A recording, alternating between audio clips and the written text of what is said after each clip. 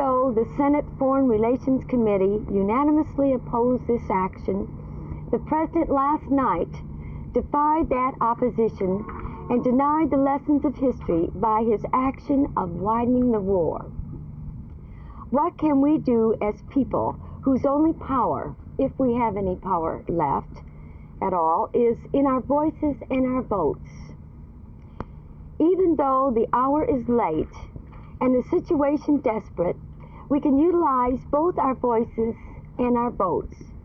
1, you can use your vote if you contact by wire, letter, or phone the President, your two Texas senators, and your congressional representatives. You can use your vote tomorrow by voting for those candidates who have demonstrated a concern for peace and against those who have demonstrated by their votes that they are controlled by the military-industrial complex.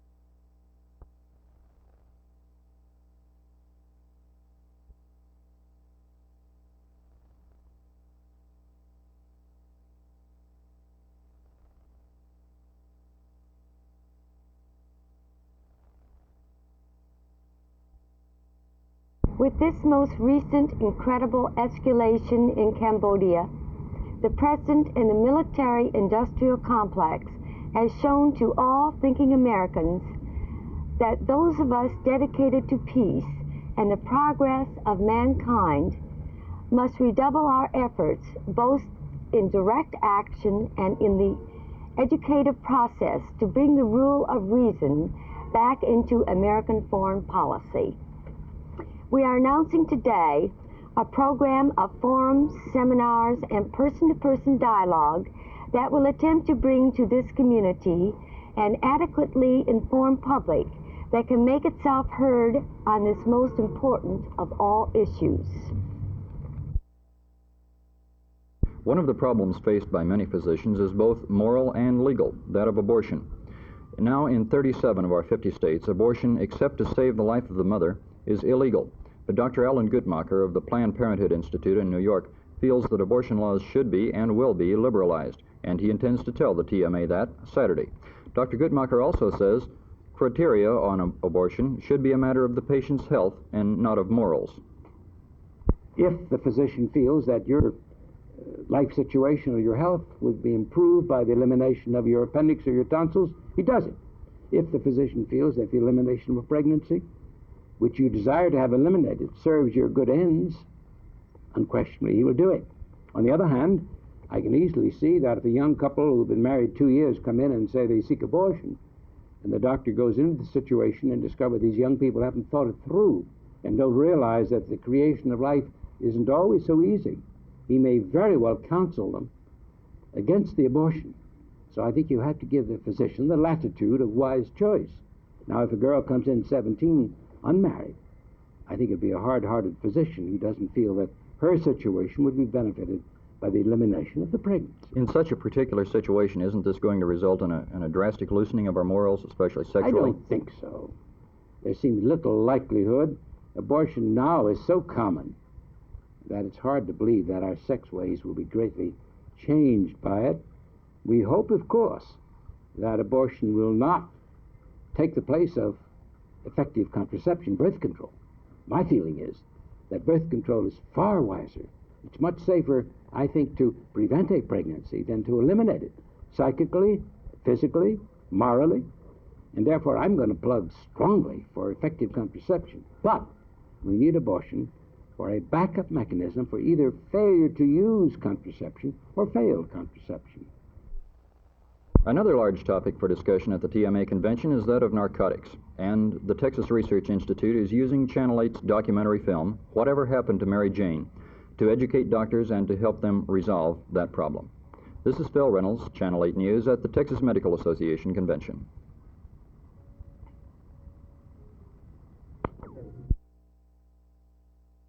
At one time, plastic surgeons only treated one man for every 50 women who got facelifts. Today, the ratio is more like 1 in 10.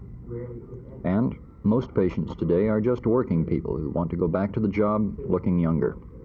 Dr. Frank Dunton tells the Texas Medical Association at their convention that much can be done to make the older person look younger. But, he cautions, plastic surgery is no fountain of youth.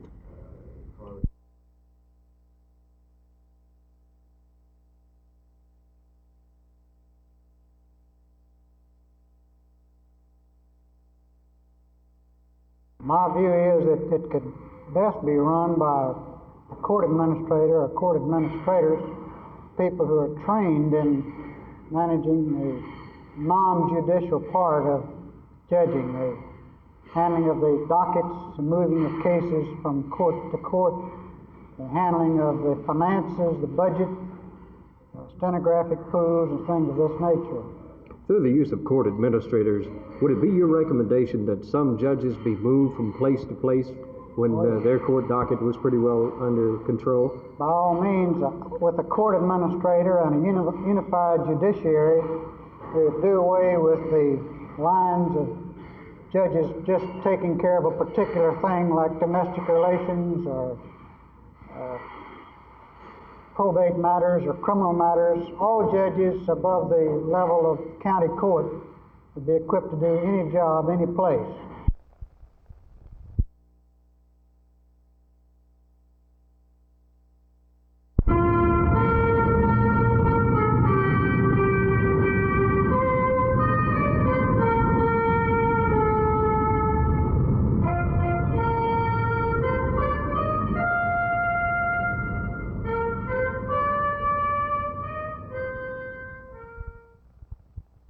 I say let every American citizen stand up and speak up. And let him reiterate the fact that ours is a government of laws and not of men. And let him remember that there's never been a civilization yet that survived in disorder.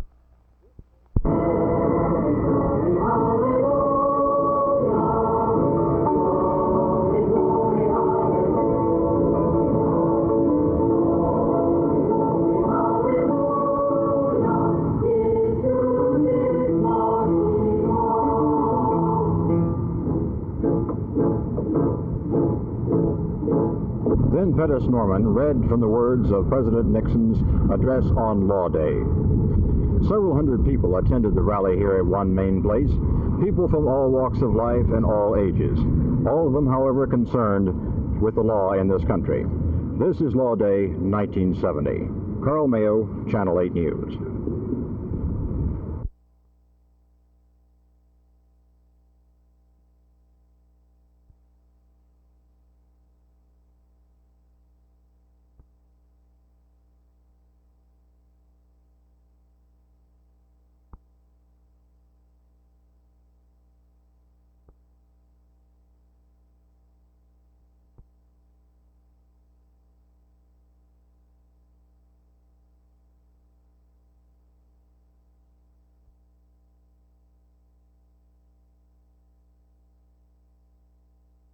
Steve Milnick, you're the only amateur left in this tournament. You came in with a 200 par 68 today. Is the pressure beginning to mount on you a little bit? No, there's no pressure now. It's one round's complete. I've got 3 more to go, so you don't think about the finish until you get there. All right, what about this golf course here? Is it playable for you?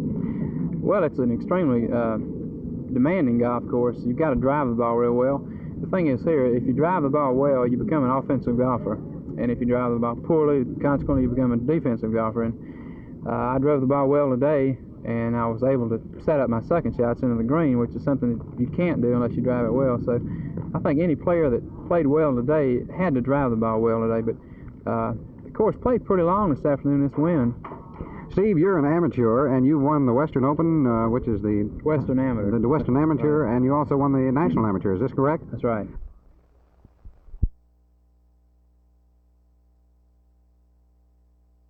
Around the turn of the century, a county weigher was an important man in Tarrant County.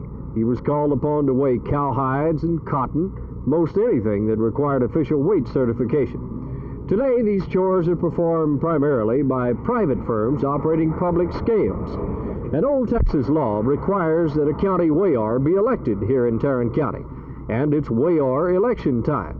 And two Fort Worth citizens are vying for that coveted post. Mrs. Vernon R. Winters, Jr. gave her view on the job and stated her qualifications. In this public wear, or county wear, whatever you call it, for a long time now, back in the Constitution, it goes way back, and it should be revised now. And then there's a lot of duties that will come up that could be done, for a lot of different things that have not been, it hasn't been done in the past, now as far as weighing this and weighing that, and these things like that, and then too, I think it'll help with the taxpayers too in the long run. All right, this is another question along that same line. What are your qualifications for county wear? Well, how do you mean that? I mean, as far as public office, I haven't run for anything before. Pierce Scott, an old political campaigner who admits to 70, voiced his candid opinion of the job. Well, I'd have to first get in there, then make a survey to see what kind of change would be necessary. What do you plan to ask for? Well, I haven't planned to ask for anything yet. I can't go beyond what the statute says, so I'll just You plan to ask for an office? Cool. How about an office? Yes, I'm going to see if that's possible. And maybe some scales as well? Scales and records and record books and so forth and so on like that. Mr. Scott offered this earthy view on foreign affairs.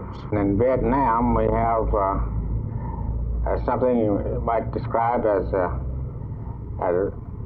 rabbit and a tar baby. We hit, get stuck, and hit again, get stuck, and we've got one more sticking to do, and then we'll be, I don't know, in oblivion, I imagine. One of these candidates will hold office for the next 4 years. If for some reason you might be toying with the idea of running in 74, here are the duties and benefits of the job. There's no budget, no office, no scales, no salary. In fact, the law does not even set forth the duties of this sacred public trust. There is one consolation, however. There's no filing fee. Mr. Scott, did you file a campaign expenditure voucher? No, I didn't. I didn't file one. Why? Because my expense was so low and so negligible until I didn't think it was required to file. But how much did the campaign cost you? It cost me 6 cents. So another letter back to headquarters. In Fort Worth, Art Sinclair for Channel 8 News.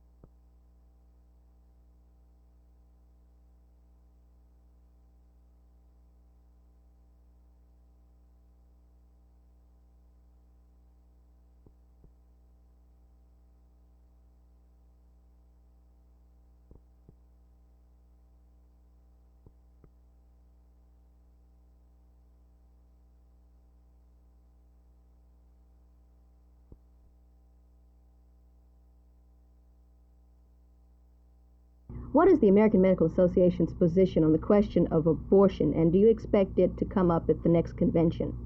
I believe it probably will come up. Its present position is that you have to have 2 doctors pass on the need for the abortion. This is a medical question. It should not be a legal question. That is why so many of the abortion laws are being repealed around the country. Do you think that this will perhaps be the high point of your upcoming convention? I think it may be one of the press news headlines. I think the important point of our convention is the health care of our people. Where is the greatest need in terms of the health care of our people? That's a very general term. What do we need to do specifically? We need to help the people in the inner city and the people in the distant parts of the countryside. And by that, much of it has to be educational, so that people know something about themselves.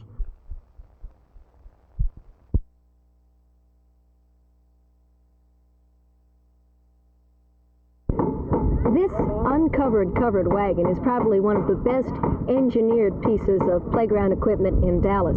Here at the Washington Jones Park in South Dallas, this equipment is being put into the park under the auspices of SMU Volunteer Services with the cooperation of the Block Partnership.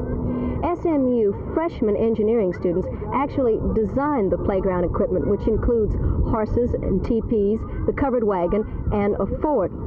A professional mechanical engineer, Bob Schroyer, actually is spearheading the project. What's the idea of a playground with a horse that looks like that?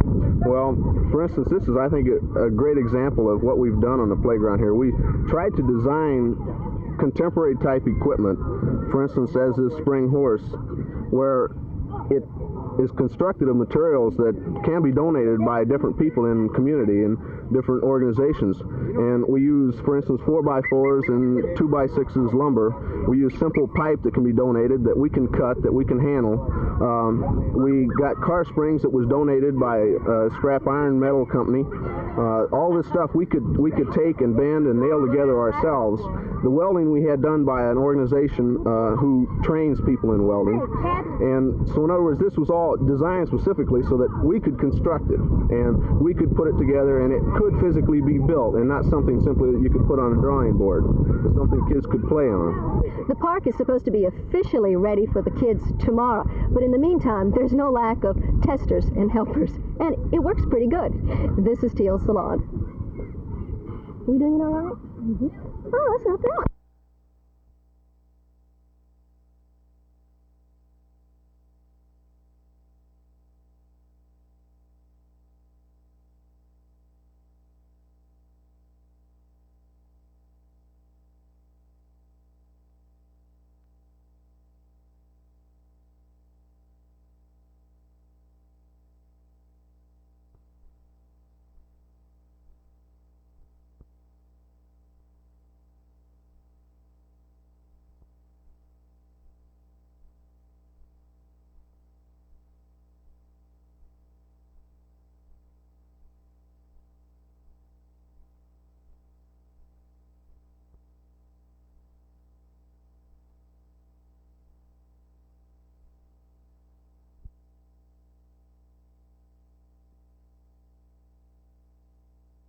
What priorities or added goals surprised you, if any? Were there any that came out of the blue that hadn't really been hashed over before? Yes, one surprised me, and this was a goal that was added by the government of the city committee. They suggested that all elected officials be given a course of training before they begin their jobs.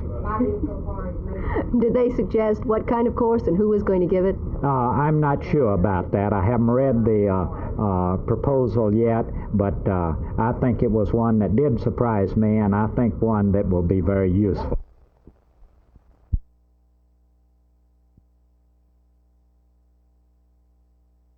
I talked to other merchants in Fort Worth and Dallas area, and this thing is running into major proportions. We're not talking about thousands, we're talking about millions of dollars coming into the state of Texas, Arkansas, Oklahoma, Louisiana, that should be here for Father's Day business, that's just not here, and our stocks are becoming depleted in certain departments in which we're unable to replace the merchandise. Where is the merchandise that you have on order? Specifically, where is it? Los Angeles, St. Louis, Chicago. I'm told in one yard that there's something like 200 tandem trailer trucks that are unable to move because of this situation. And they're loaded with seasonal merchandise that we need badly.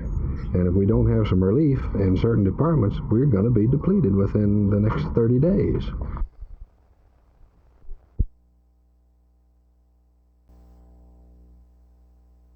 Both of these diseases are serious diseases. They're major public health problems. Syphilis is by far the more serious of the two diseases because untreated it can lead to blindness, paralysis, insanity, and death. Gonorrhea occasionally can produce death through involvement of the heart, but not often. That's rare. Why aren't we doing more to prevent these diseases and to control them? Well, we are applying all of the control measures we have at hand, and during the past 4 years, reported infectious syphilis has decreased about 1,000 cases per year across the nation. For gonorrhea, we don't have the control measures at hand to prevent the increases that are occurring. We don't have serologic tests, which is workable, that we can apply. We don't have the best diagnostic procedures that we can apply in large numbers. And the disease has increased about 15% each year for the past few years. Syphilis and gonorrhea are serious problems in the United States today. Dr. Brown says syphilis, with the proper tools and educational materials and funds, can be conquered in 10 years. About gonorrhea, he doesn't know. Perhaps a less serious problem at the Texas Medical Association is not what to do until the doctor comes, but what to do while the doctor is right here. Normally, a convention of this size would have a first aid booth. Here, they have the little black bag, in this case brown, and in it are all the tools a doctor needs for primary treatment of a patient: a stethoscope, bandages, aspirin, and so forth. The theory behind this is, why set up a first aid booth at a doctor's convention? Because there are always doctors around. To illustrate this principle, is there a doctor in the house?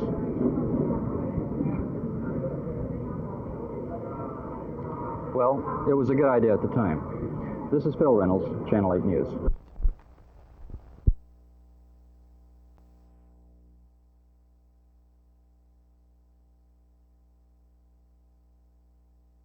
After evaluating several proposals from the Park and Recreation Board and the Lake Worth leaseholders, the Fort Worth City Council has decided to continue leasing the land rather than selling it to the homeowners.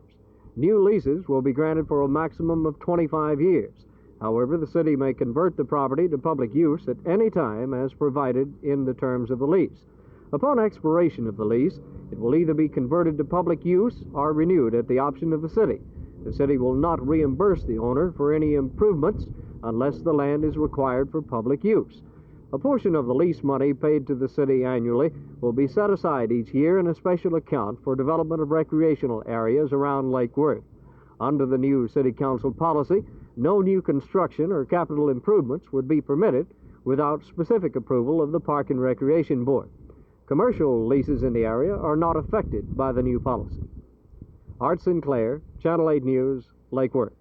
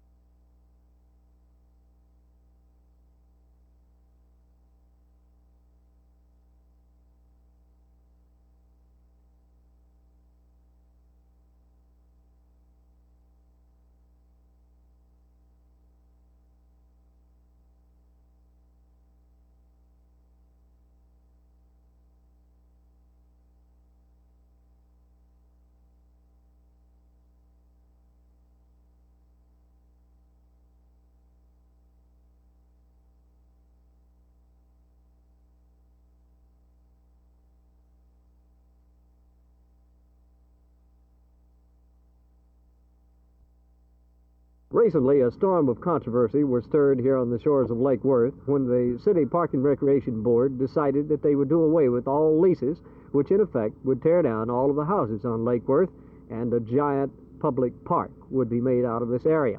Lease owners on the lake were seeking to purchase their land from the city.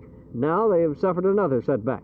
The City Council issued a policy statement to the news media this weekend, which informs the public that the Lake Worth property will continue to be leased at the option of the Fort Worth City Council. The new leases will be for 25 years and will be renewable at the pleasure of that existing council. No new constructions or capital improvements will be allowed without first getting permission from the Park and Recreation Board. The maximum value to be paid for the improvements on the lake property, if it's taken by the city, will be the market values on the properties at the time of the taking. No new streets or street lighting will be provided other than those necessary to serve the area when and if it's developed as park property. Commercial leases are unaffected by the new policy, and homeowners may sign new leases or they may continue with their present ones until their lease expires. Art Sinclair, Channel 8 News, Lake Worth.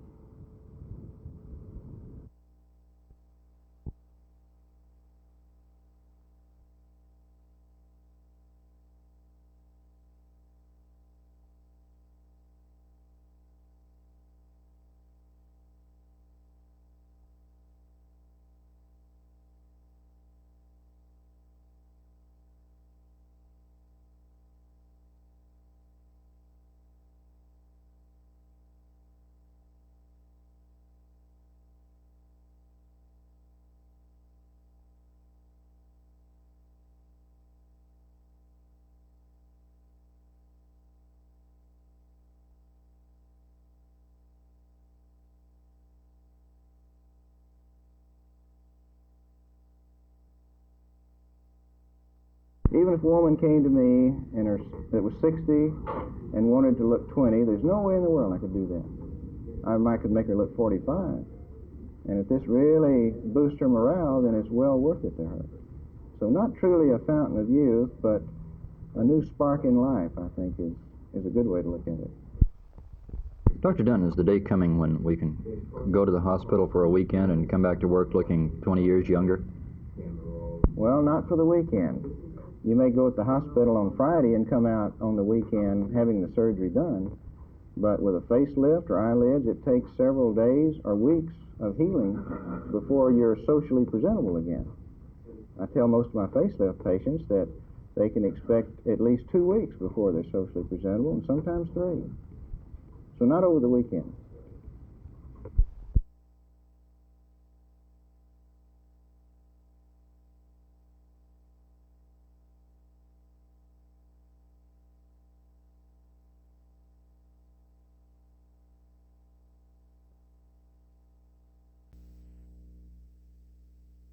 I want to take the opportunity to thank all of my supporters and all the people that have worked so hard in the campaign. We've got an awful lot of folks and a real dedicated band of volunteers, and we've tried to carry our campaign forward on the issues and on an upright and direct manner, and I feel like that the people of Tarrant County have agreed with our side of the various issues we presented, and I hope that during the coming 30 days, assuming that we do have the runoff, that the people's interest will remain the same, and that come June the 6th, that we're going to ultimately be victorious. Well, I haven't had a chance to analyze, of course, the precincts, precinct by precinct, but normally I'm a Democrat, and normally when you have a large turnout, the Democrats take the hard end of the ledger, and I think perhaps that's what's happened in the course of this campaign. I think you can couple that, and I think you can couple it with the fact that I was third on the ballot, and that's a factor too. If you're number 1 on the ballot, you pick up a few votes. Number 2 on the ballot, you pick up a few more, and if you're number 3 on the ballot, you don't get as many as the number 1 and number 2 people who are there. So I think the light turnout, our position on the ballot, I think this has had some factor in the outturn of today's campaign.